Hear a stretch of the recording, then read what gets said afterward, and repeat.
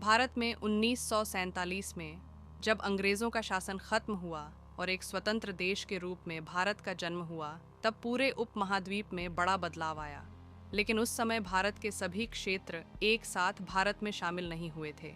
ऐसे ही कुछ बचे हुए क्षेत्रों में से एक था गोवा, जो कि 1510 से पुर्तगाल के कब्जे में था। भारत की आज़ादी के बाद भी पुर्तगाल ने गोवा, दमन और दीव को छोड़ने से इनकार कर दिया। यह टकराव कई सालों तक चलता रहा और आखिरकार दिसंबर 1961 में भारत ने ऑपरेशन विजय नाम से एक सैन्य अभियान चलाया। इस ऑपरेशन में भारत ने गोवा को पुर्तगाल के कब्जे से मुक्त कराकर भारतीय संघ में शामिल कर लिया। पुर्तगाल ने सबसे पहले 1510 में अफोंसो दे अल्बुकर्क के नेतृत्व में गोवा पर कब्जा जमाया। गोवा सिर्फ एक रणनीतिक बंदरगाह ही नहीं था, बल्कि यह पुर्तगाल के भारत में बनाए गए शासन एस्टाडो दा इंडिया का मुख्यालय भी बन गया था।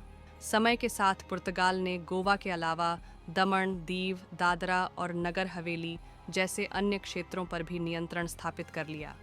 इन सभी को मिलाकर भारत में पुर्तगाली उपनिवेश कहा जाता था।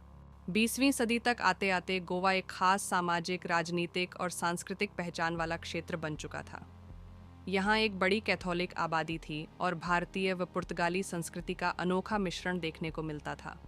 लेकिन इसी के साथ साथ गोवा में भारतीय राष्ट्रवाद और औपनिवेशिक विरोध की भावना भी तेजी से बढ़ने लगी थी।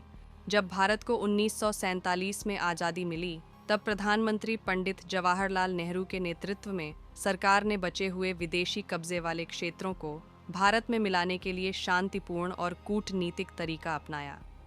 जैसे फ्रांस के अधीन पांडिचेरी जैसे इलाकों को बातचीत के जरिए भारत में मिलाया गया, वैसे ही भारत सरकार ने गोवा को लेकर भी पुर्तगाल से शांति से बातचीत की उम्मीद की। लेकिन पुर्तगाल ने साफ मना कर दिया।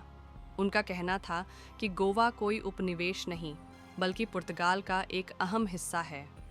1951 के पुर्तगाली संविधान में भी गोवा, दमन और दीव को आधिकारिक तौर पर पुर्तगाल का प्रांत घोषित कर दिया गया था।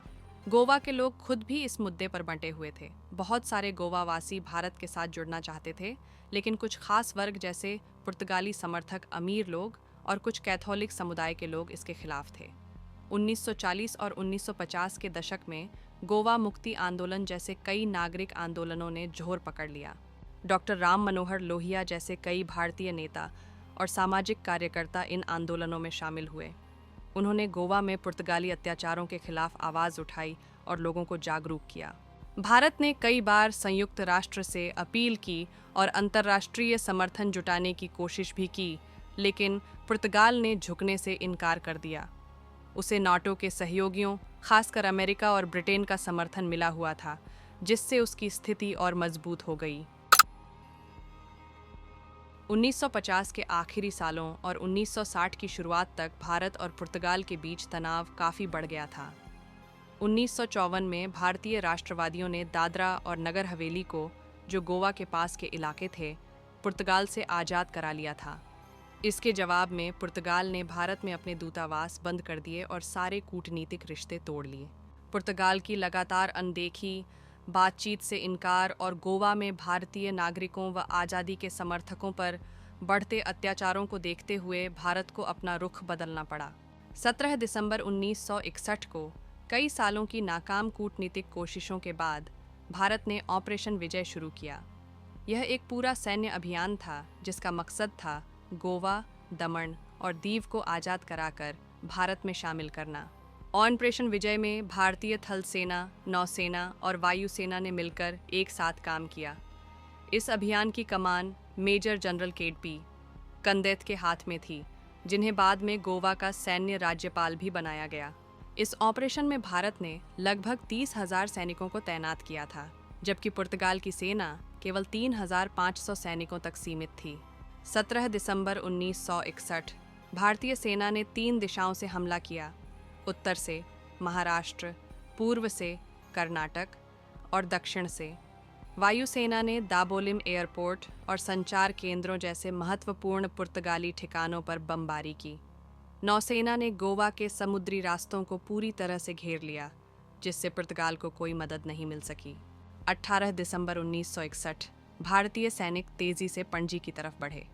नौसेना ने पुर्तगाली जहाज़ों से लड़ाई की, जिसमें एनआरपी अफोंसो द अल्बुकर्क नाम की पोर्तुगीज़ बोट को डुबो दिया गया। पुर्तगाली सेना की ओर से थोड़ा बहुत ही विरोध हुआ, वह भी बिना किसी योजना के। 19 दिसंबर 1961 पुर्तगाल के गवर्नर जनरल मैनुअल एंटोनियो वसालो ई सिल्वा ने बिना किसी शर्त के आत्मसमर्पण कर दिया। पणजी में तिरंगा फहराया गया और गोवा को आधिकारिक रूप से भारत का हिस्सा घोषित कर दिया गया। गोवा को आज़ाद कराने के लिए सैन्य बल के इस्तेमाल पर कई देशों ने विरोध जताया, खासकर पश्चिमी देशों ने। अमेरिका और ब्रिटेन ने भारत की इस कार्रवाई की निंदा की और इसे अंतर्राष्ट्रीय नियमों के खिलाफ बताया। अमेरिका, ब्रिटेन और फ्रांस ने संयुक्त राष्ट्र में एक प्रस्ताव रखा, जिसमें भारत से अपनी सेनाएं वापस बुलाने की मांग की गई। इस प्रस्ताव को पुर्तगाल के समर्थन में चीन, इक्वाडोर, चिली और ब्राज़ील जैसे देशों ने भी समर्थन दिया, लेकिन सोवियत संघ ने अपने वीटो अधिकार का उपयोग करते हुए भारत का पक्ष लिया और उसे अंतर्राष्ट्रीय मंच पर बचा लिया। सोवियत संघ के साथ Liberia, United Arab Republic (UAR) और श्रीलंका जैसे देशों ने भी भारत का समर्थन किया। भारत के अंदर इस ऑपरेशन का ज़बरदस्त स्वागत हुआ। हर राजनीतिक पार्टी और आम जनता ने सरकार की कड़े फैसले की तारीफ की। गोवा का सफल विलय भारत की संप्रभुता और क्षेत्रीय अखंडता की पुष्टि के तौर पर देखा गया। गोवा की आज़ादी सिर्फ एक सैन्य जीत नहीं थी, बल्कि यह भारत की आज़ाद पहचान का प्रतीक भी थी। इससे दुनिया को यह संदेश गया कि भारत अब उपनिवेशवाद के खिलाफ खड़ा हो सकता है और अगर ज़रूरत पड़ी तो अपने इलाकों को वापस लेने के लिए बल प्रयोग भी कर सकता है। रणनीतिक तौर पर गोवा की आज़ादी ने भारत के पश्चिमी समुद्री तट को सुरक्षित किया और पुर्तगाली जलक्षेत्र से आने वाले खतरे को खत्म किया। 19 दिसंबर को गोवा मुक्ति दिवस के रूप में मनाया जाता है, जो कि राज्य में एक सार्वजनिक अवकाश होता है। इस दिन परेड, सांस्कृतिक कार्यक्रम और स्वतंत्रता सेनानियों को श्रद्धांजलि दी जाती है, जिन्होंने गोवा की आज़ादी के लिए संघर्ष किया। ऑपरेशन विजय आज़ाद भारत के इतिहास का एक बहुत ही अहम अध्याय है। यह उन गिने चुने मौक़ों में से एक था जब भारत ने राजनीतिक लक्ष्य पाने के लिए सैन्य शक्ति का इस्तेमाल किया। यह फैसला सालों की नाकाम कूटनीति और गोवा के लोगों की आज़ादी की भावना के कारण लिया गया था। गोवा की सफल मुक्ति ने भारतीय उपमहाद्वीप में यूरोपीय उपनिवेशवाद का अंत कर दिया और यह साबित कर दिया कि भारत अपनी एकता और अखंडता के लिए पूरी तरह से प्रतिबद्ध है। अगर आपको ये वीडियो पसंद आई हो तो इसे लाइक ज़रूर करें और हमारे चैनल फैक्ट्रॉम टीवी को सब्सक्राइब करें, ताकि आपको ऐसे ही और दिलचस्प और जानकारी भरे वीडियो मिलते रहें। मिलते हैं अगले वीडियो में, तब तक के लिए जय हिंद, जय भारत।